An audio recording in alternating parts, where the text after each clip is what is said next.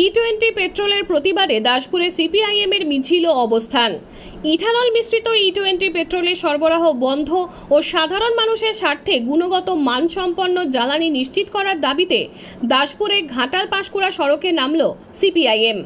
দলটির দাসপুরের এরিয়া কমিটির উদ্যোগে মিছিল ও অবস্থান কর্মসূচি পালন করা হয় শুক্রবারের বিকেলে। হাতে লাল পতাকা ও ব্যানার নিয়ে কর্মী সমর্থকরা E20 পেট্রোল সরবরাহের প্রতিবাদ জানান। তাদের অভিযোগ, ইথানল মিশ্রিত পেট্রোল ব্যবহারের ফলে গাড়ির ইঞ্জিনের স্বাভাবিক কর্মক্ষমতা ও স্থায়িত্ব নিয়ে প্রশ্ন তৈরি হচ্ছে। তাই E20 পেট্রোল সরবরাহ বন্ধ করে ভেজালমুক্ত ও গুণগত মানসম্পন্ন পেট্রোল নিশ্চিত করার দাবি তোলেন তারা।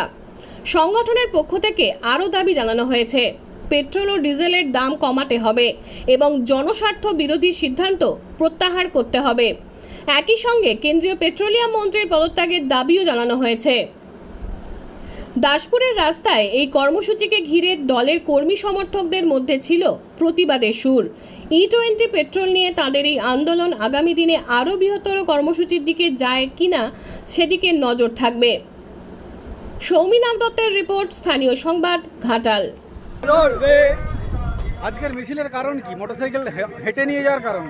আজকে আমরা মোটরসাইকেল হেঁটে নিয়ে যাচ্ছি। আপনারা দেখতে পাচ্ছেন যে সারা দেশ জুড়ে 1 এপ্রিল 2026 যে লাগু হয়েছে পেট্রোল এবং ডিজেলে যে ইথানল মেশানো হচ্ছে E20% মিশিয়ে যে পেট্রোল আমরা দেখছি একই রয়েছে পেট্রোলের দাম, এবং আমরা আশঙ্কা করছি যে আগামী দিনে যে ইঞ্জিন চালিত গাড়িগুলি দ্রুত খারাপ হবে, এবং তার বিরুদ্ধেই আমরা আজকে রাস্তায় নেমেছি।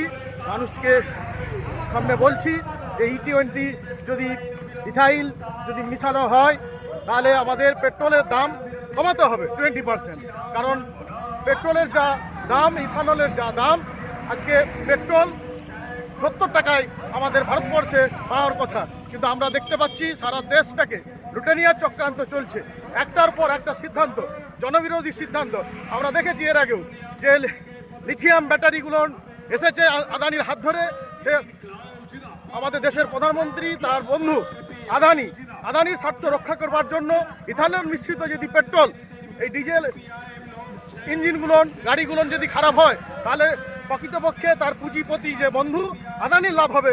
আগামী দিনে সেখানে আমরা দেখব যে এই ব্যাটারিগুলো আসবে লিথিয়ামে। ইতিমধ্যেই দেখতে পাচ্ছেন এই বিজেপি সরকার পরিবেশ সচেতন নয়। আরাবলী পর্বত সহ, ছত্তিশগড়ের পর্বত সহ, মণিপুর সেখানে পাহাড় বিচে দিয়েছে, যে পাহাড়ের নিচে ওই লিথিয়াম যা রয়েছে তা ওই পুঁজিপতি কারবারিদের হাতেই তুলে দিতে চায় আমাদের এই দেশটাকে। আজকে মেদিনীপুরে ছাত্রদের উপরে আক্রমণের বিষয়ে কি বলবেন? আজকে মেদিনীপুরে যা ঘটনা ঘটেছে, যে গেরুয়া এবিভিপি তারা এসএফআই কর্মীদের উপরে যা আক্রমণ করেছে, আমরা আজকের এই মিছিল থেকে আমরা তীব্র নিন্দা জানাচ্ছি। আজকেও দেখেছেন আমাদের যে রাজ্যের একটি প্রথম সারির সংবাদপত্র হেডিং করেছে, গতকাল যাদবপুরে যা ঘটনা ঘটিয়েছিল, যে গেরুয়া সন্ত্রাস, গেরুয়া গুন্ডা বাহিনীদের দখলে চলে যাচ্ছে আমাদের এই রাজ্যটা। ছাত্র, তাদের লেখাপড়া, তাদের অধিকার তা কেড়ে নেওয়ার চেষ্টা চলছে। তাই আমরা সর্বত্রই আমরা পথে নেমেছি। এই গেরুয়া সন্ত্রাস বলুন, গেরুয়া গুন্ডা বলুন, যারা করছে আমরা তাদের ধিক্কার এবং নিন্দা জানাচ্ছি আজকের এই মিছিল থেকে।